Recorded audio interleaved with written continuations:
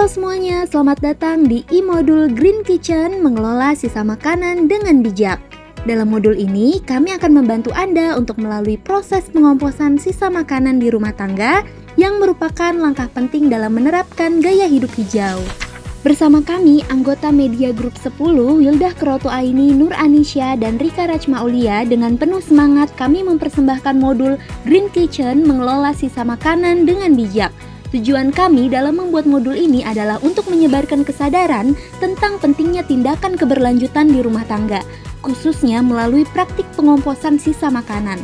Kami percaya bahwa modul ini akan memberikan manfaat yang besar bagi para pembaca. Dengan tujuan dan manfaat yang jelas, kami berharap modul Green Kitchen mengelola sisa makanan dengan bijak ini dapat menjadi sumber inspirasi dan panduan praktis bagi para pembaca dalam perjalanan mereka menuju gaya hidup yang lebih hijau dan berkelanjutan. Dalam modul ini terdapat pendahuluan, pengenalan pengomposan, persiapan pengomposan, manajemen pengomposan, pemanfaatan kompos, kesimpulan, dan yang terakhir penutup. Dalam pendahuluan menjelaskan praktik hijau rumah tangga dalam kehidupan sehari-hari seperti mengurangi penggunaan air dan listrik, mendaur ulang sampah, atau menggunakan produk rumah tangga yang ramah lingkungan. Dan praktik sistem pangan rumah tangga yang salah satunya yang akan kita bahas yaitu pengomposan sisa makanan rumah tangga. Pengomposan sisa makanan rumah tangga adalah langkah yang sangat penting dalam meminimalkan limbah dan meningkatkan keberlanjutan lingkungan.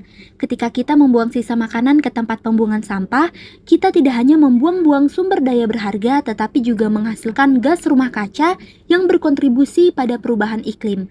Pengomposan sisa makanan rumah tangga bukan hanya tentang mengelola sampah, tetapi juga tentang menciptakan budaya keberlanjutan di rumah.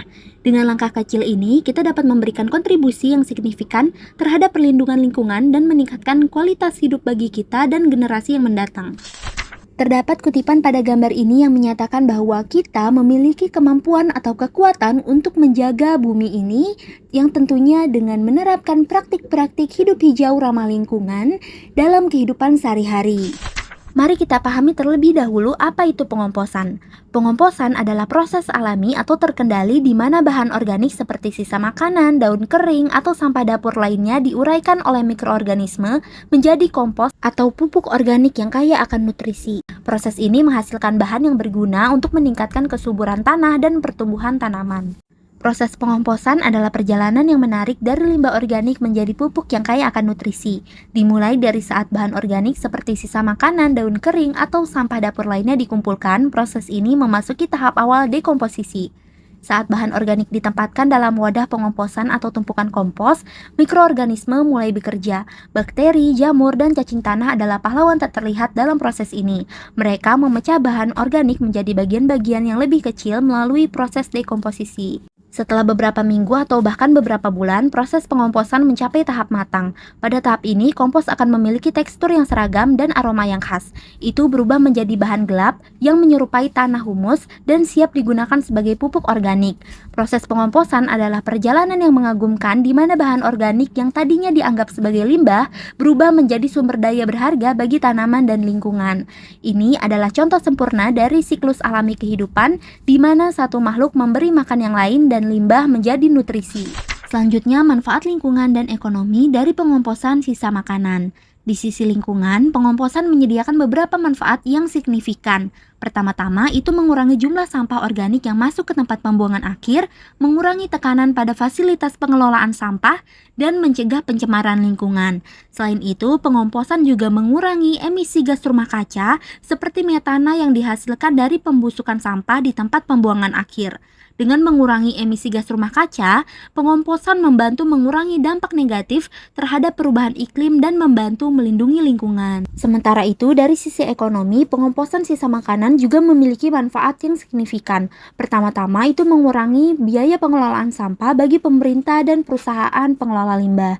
Dengan mengurangi volume sampah yang harus dibuang, pengomposan mengurangi biaya transportasi, pemrosesan, dan pembuangan sampah.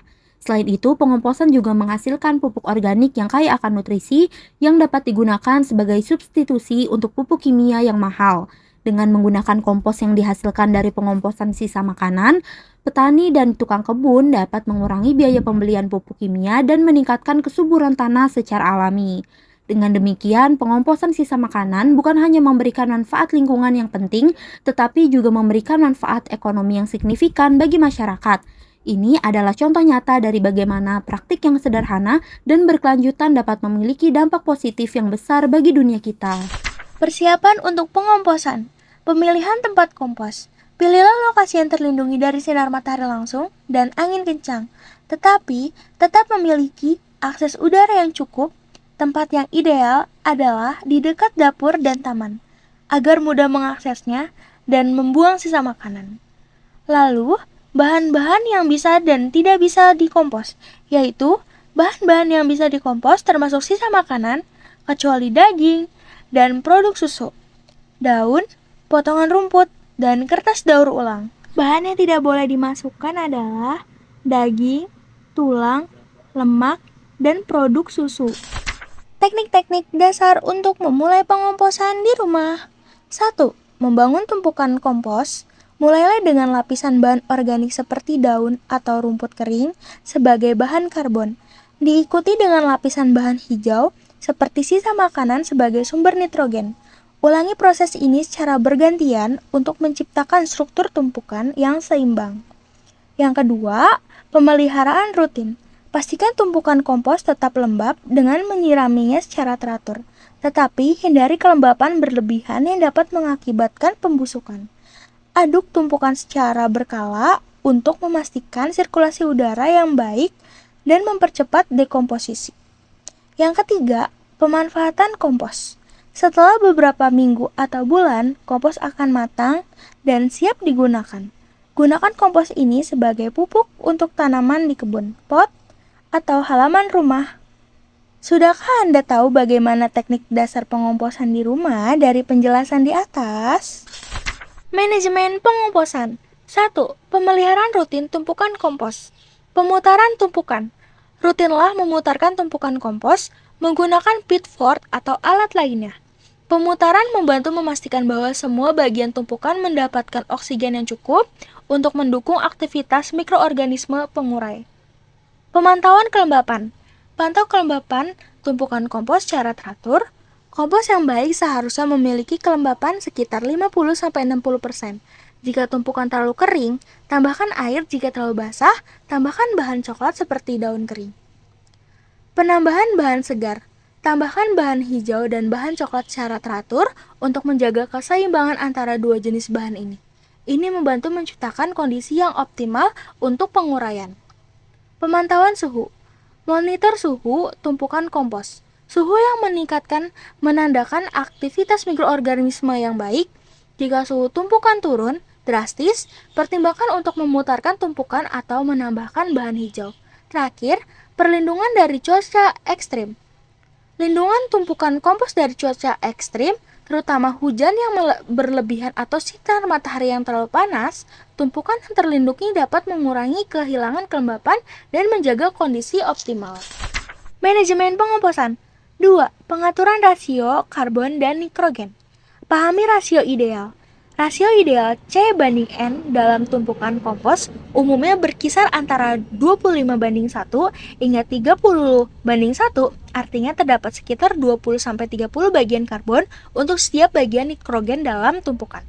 Rasio ini menciptakan kondisi yang optimal untuk aktivitas mikroorganisme pengurai. Bahan coklat atau karbon. Bahan coklat meliputi daun kering, jerami, potongan kayu, dan bahan organik lain yang kaya akan karbon. Pastikan untuk menyertakan bahan coklat dalam jumlah yang cukup untuk menciptakan rasio C/N yang seimbang. Bahan coklat membantu memberikan struktur pada tumpukan. Bahan hijau atau nitrogen. Bahan hijau termasuk sisa-sisa makanan, rerumputan segar, kotoran hewan, bahan organik lain yang kaya akan nitrogen. Bahan hijau memberikan nutrisi bagi mikroorganisme dan mempercepat proses penguraian. Usahakan untuk menyertakan bahan hijau dalam jumlah yang mencukupi. Perhatikan keseimbangan. Jaga keseimbangan antara bahan coklat dan hijau dalam tumpukan kompos. Jika tumpukan terlalu banyak bahan coklat, proses penguraian bisa melambat karena kurangnya nitrogen. Sebaliknya, jika terlalu banyak bahan hijau, tumpukan dapat menjadi terlalu basah dan berbau. Pemantauan dan koreksi. secara teratur pantauan tumpukan kompos, periksa rasio C/N, jika perlu tambahkan bahan coklat atau hijau untuk memperbaiki rasio. Ini mungkin diperlukan terutama ketika menambahkan bahan baru ke dalam tumpukan. Yang terakhir, penyesuaian selama proses. Selama proses pengomposan, rasio C/N dapat berubah karena bahan terurai. Selalu siap untuk menyesuaikan proporsi bahan coklat dan hijau sesuai kebutuhan tumpukan. Manajemen pengomposan. 3. Pemecahan masalah umum dalam pengomposan. 1. Tumpukan selalu kering.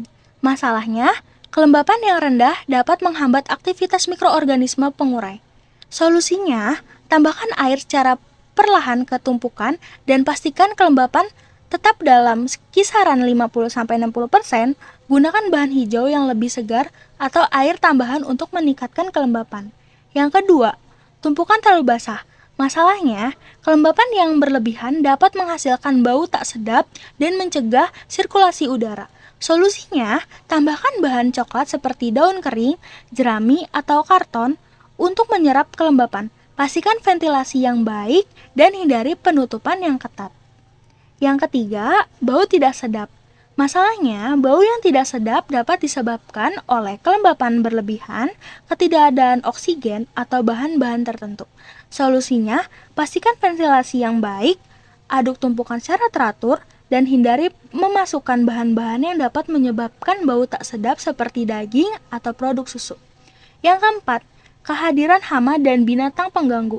Masalahnya, kehadiran serangga atau binatang pengganggu dapat merusak tumpukan dan memperlambat proses pengomposan. Solusinya, gunakan penutup tumpukan, hindari memasukkan sisa makanan yang menarik hama, dan pastikan tumpukan terlindungi dengan baik. Kelima, kesalahan dalam memasukkan bahan. Masalahnya yaitu memasukkan bahan yang tidak sesuai seperti plastik, logam, atau bahan berminyak dapat mengganggu proses pengomposan. Solusinya, periksa bahan sebelum dimasukkan ke tumpukan dan hindari material yang tidak dapat diurai.